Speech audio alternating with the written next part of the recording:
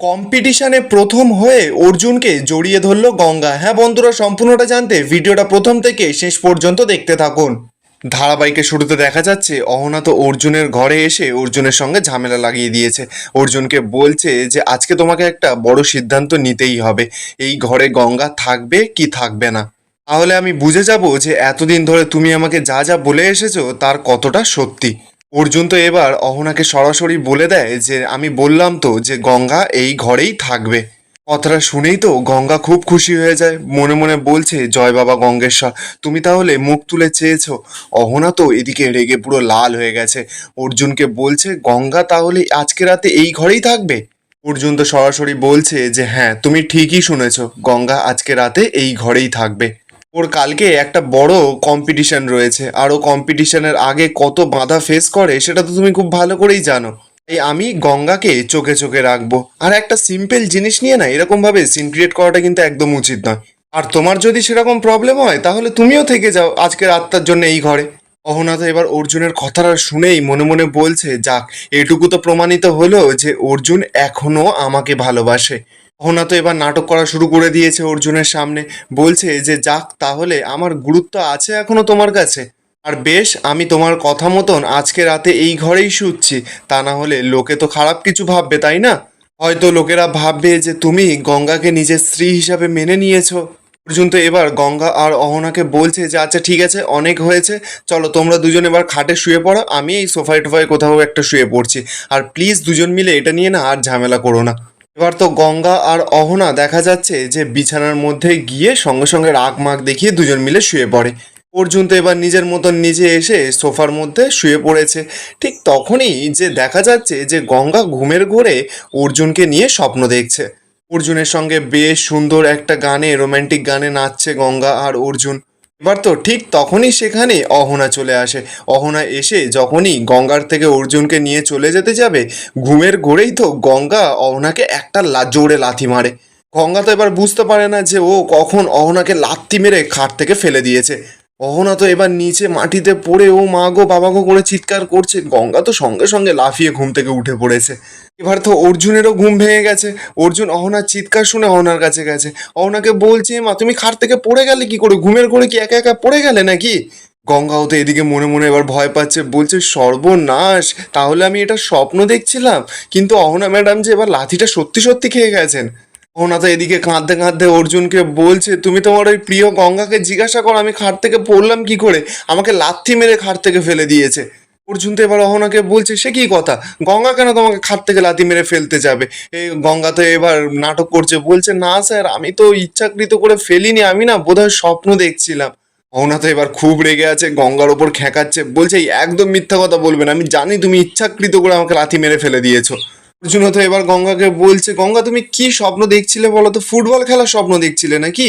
এই গঙ্গার মাথায় তো এবার একটা বুদ্ধি খেলে যায়, বলছে এই যে হ্যাঁ হ্যাঁ ওই ওই ফুটবল খেলারই আমি স্বপ্ন দেখছিলাম। অহনা তো কথাটা শুনেই অবাক, বলছে কি মিথ্যে কথা বলতে পারে, বাবারে বাবা মেয়েটা বিশাল মিথ্যে কথা বলে। গঙ্গা তো এবার অর্জুনকে বলছে না স্যার আমি সত্যি বলছি, আমি মিথ্যে কথা বলছি না। উল্টুসি ম্যাডাম আপনি এবার শুন, আমি আর কোনো লাথি ফাতি মারবো না, আমি এবার অনেকটা দূরে সরে গিয়ে শুচ্ছি। অহনা তো এবার রেগে মেগে কাঁদতে কাঁদতে বলছে না অসম্ভব, তোমার মতন একটা জন্তুর পাশে না আমি কোনো মতে আর শোবো না। অহনা তো এবার কোমর ধরে কোঁতাতে কোঁতাতে কাঁদতে কাঁদতে ওখান থেকে আস্তে আস্তে করে বাইরে বেরিয়ে পড়ে। অহনা এবার বাইরে চলে যেতেই অর্জুন তো এবার দরজাটা বন্ধ করে দিয়েছে, গঙ্গার কাছে এসেছে, এবার গঙ্গাকে তো ভালো মতন ঝাড়ছে, বলছে কালকে তোমার কম্পিটিশন আর নিজের হাতে পায়ে কোনো কন্ট্রোল নেই তাই না তোমার, অনেক হয়েছে তোমার নাটক, চুপচাপ এবার করে শুয়ে পড়ে যাও। গঙ্গা তো এবার পুরো ভয়ে থরথর করে কাঁপছে, গিয়ে চুপচাপ বিছানাটা করে আর শুয়ে পড়ে। অর্জুন তো এবার যখনই সোফাতে শুতে যাবে ঠিক তখনই তো গঙ্গা অর্জুনকে বলছে যে স্যার ওখানে না শুয়ে এবার আপনি আমার পাশে শুন না, আমি আপনাকে কথা দিচ্ছি জামাই ষষ্ঠীর মতন আপনার গায়ের ওপর হাতও তুলে দেবো না আর আপনাকে লাথিও মারবো না। অর্জুন এবার কি করবে, গঙ্গার পাশে গিয়ে খাটের ওপরে শুয়ে পড়ে। অপরদিকে দেখা যাচ্ছে শালময়ী তো অহনাকে বলছে কি অহনা তুমি ওই গঙ্গা আর অর্জুনকে একসঙ্গে রেখে ওই ঘর থেকে চলে এলে। অহনা তো এবার কাঁদতে কাঁদতে শালময়ীকে বলছে না না আমি ওই বস্তির মেয়েটার সঙ্গে কিছুতেই থাকতে পারবো না, শালা গাইয়া মেয়ে একটা আমাকে লাথি মেরে ফুটবল কিকের মতন ফেলে দিল। শালমণি তো এবার রেগে গেছে, অহনাকে বলছে যে বাহ, তুমি ওকে একা ছেড়ে দিয়ে চলে এলে শুধুমাত্র একটা ফুটবল কিকের মতন মেরেছে বলে। আমি তোমার জন্য বারবার করে কেস খাচ্ছি, গিয়ে তোমার হয়ে কাজ করছি, আর তুমি এখানে কি করছো, বসে বসে ওদেরকে একা রেখে চলে এলে। এবার তো সেখানে মেঘনাথ আসে, মেঘনাথ এসে ওদের দুজনকে বলছে কি হয়েছে, তোমরা দুজন মিলে ঝামেলা করছো কেন। শালমণি তখন মেঘনাথকে সরাসরি বলছে যে মেঘনাথ, আমি আর তোমাদের এইসব স্কিমের মধ্যে একদম নেই। আমি এই মেয়েটার জন্য রিস্ক নিয়ে বারবার করে ওই গঙ্গাকে কেস খাওয়ানোর জন্য বারবার রিস্ক নিই, আর এই মেয়েটা ঘরে বসে বসে সব কিছু পেয়ে যাবে। না না, আমি আর এই সব কিচ্ছু করবো না, আমি এখন এখান থেকে চলে যাচ্ছি। এই বলেই তো শালময়ী রাগ মাগ দেখিয়ে ওখান থেকে চলে যায়। অহনা তো এবার মেঘনাথকে বলছে, মেঘনাথ দা শালময়ী দিকে বোঝাও। আরে ওই গঙ্গা মেয়েটা না বিশাল শিয়ানা, আর ওর পাশে অর্জুনও রয়েছে। আজকে আমাকে ইচ্ছাকৃত করে খাট থেকে লাথি মেরে ফেলে দিল, আর অর্জুনকে বলছে নাকি যে ও স্বপ্ন দেখেছে। না না, আমি আর পারবো না, আমি যদি এরকমভাবে পরপর ইনজিওর হতে থাকি না, তাহলে আমার কেরিয়ারটা পুরো শেষ হয়ে যাবে। না না, আমি ওকে কালকে কম্পিটিশনেই দেখে নেব। তোমাকে আর ষড়যন্ত্র ফড়যন্ত্র কিচ্ছু করতে হবে না, আমি ওকে কালকে হ্যান্ডেল করে নেব। মেঘনাথ তো এবার অহনাকে বলছে, মাথাটা একটু ঠান্ডা করো, তুমি হয়তো হাল ছেড়ে দিতে পারো, কিন্তু আমি তো হাল ছাড়তে পারবো না। আরে যেটা প্ল্যানটা মিস হয়ে গেছে সেটা নিয়ে ভেবে এখন লাভ আছে, পরের নেক্সট প্ল্যানটা আমার মাথায় ভাবা হয়ে গেছে। কালকে যখনই গঙ্গা আর অর্জুন ওই কম্পিটিশন স্পটে বেরোনোর জন্য রেডি হবে, তখনই ধরো রাস্তার মাঝে একটা গাড়ি এসে ওদের গাড়িটাকে ব্লক করলো, আর পেছন থেকে অন্য একটা গাড়ি এসে ওদের গাড়িটাকে ধাক্কা মারলো। তখন কি হবে বলো তো, ওরা তো ইনজিওর্ড হয়ে পড়বে। আর ইনজিওর্ড যদিও বা না হয়, তাহলেও ওরা কিন্তু ওই ভেন্যুতে পৌঁছাতে আর অত সহজে পারবে না। আর তোমার যদি মনে হয় যে এই প্ল্যানটা ভালো লেগেছে, তাহলে বলো, আমি এক্সিকিউট করব, আর নইলে ছেড়ে দাও। অহনা তো এবার রেগে মেগে মেঘনাথকে বলছে, হ্যাঁ তুমি প্ল্যানটা এক্সিকিউট করো।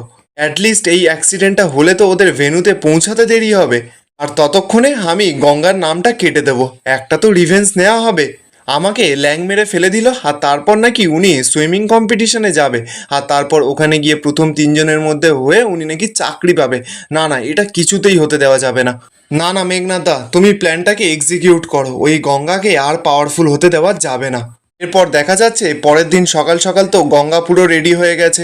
জেঠু তো এবার গঙ্গাকে আশীর্বাদ করছে। জেঠু তো আশীর্বাদ করছে আর গঙ্গাকে বলছে যে আজকে তোর জীবনের একটা বিশেষ দিন, প্রথম তিনজনের মধ্যে তোকে থাকতেই হবে, আর আমি জানি তুই সেটা পারবি।